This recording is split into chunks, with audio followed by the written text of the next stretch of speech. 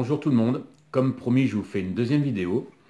Alors ce sera encore un coup de gueule, notamment encore sur les statuts Facebook.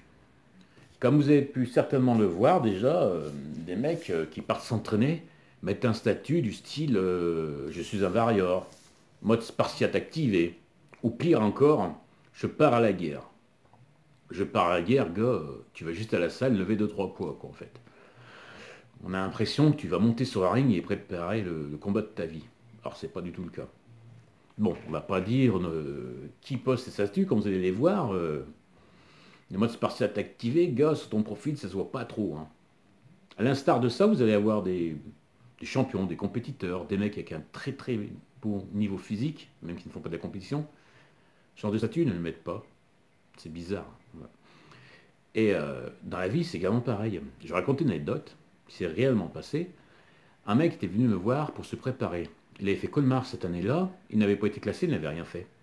Et donc moi, il m'a dit, je veux gagner Colmar. Je lui ai dit, ok, d'accord, on va voir ce que tu vois à l'entraînement déjà. Et là, il me dit, moi, je suis un fou à l'entraînement, je suis un dingue. Ok.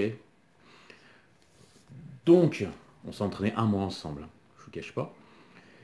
Et quand il s'entraînait, en fait, quand je le poussais, ça allait, ça allait.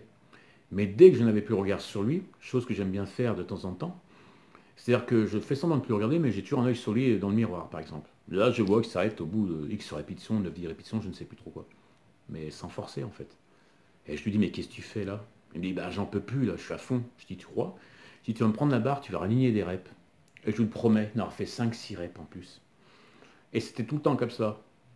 Donc, je ne vous cache pas que la collaboration, au bout d'un mois, était arrêtée.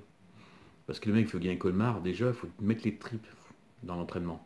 La diète, très très important, mais l'entraînement, j'y attache une très très grande importance également. Donc voilà, donc le mec, s'il n'avait pas se classer à Colmar, comme il avait fait l'année même, il va dire c'est à cause du coach. Il n'est pas très bon en fait. C'est une raison. La deuxième raison, c'est ma réputation. Qui c'est que tu as préparé? C'est Michel. Waouh, ah ouais, pas top, Michel. Ouais, pas top, ouais. Donc voilà, donc les mecs qui s'entraînent comme des larves, non, ça ne m'intéresse pas. Puis n'espérez pas avoir des très très bons résultats en vous entraînant comme des lavettes, hein, ça ne marchera pas. Hein.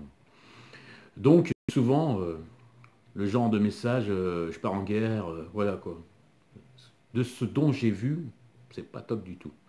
Par contre, une chose dont je suis très très fier, c'est que mes élèves qui s'entraînent avec moi, eux ont cette mentalité. Je leur ai inculqué la mentalité de l'au-delà. Et tous, sans exception, je dis bien sans exception, ont vraiment des trainings de malades. Ils vont vraiment à l'échec. Et ça, j'en suis très très fier. Voilà, c'était tout pour mon clash. Je vous souhaitais à tous de passer de très bonnes fêtes de Noël et de fin d'année. Et comme vous avez pu le voir, derrière moi, j'ai installé des guirlandes pour faire un peu plus, égayer un peu plus le truc, quoi. Voilà. Ah, une chose. Si vous avez des idées d'une prochaine vidéo, n'hésitez pas à les mettre en commentaire. J'essaierai de faire quelque chose là-dessus. Voilà. Passez de bonnes fêtes. À bientôt. Ciao, ciao.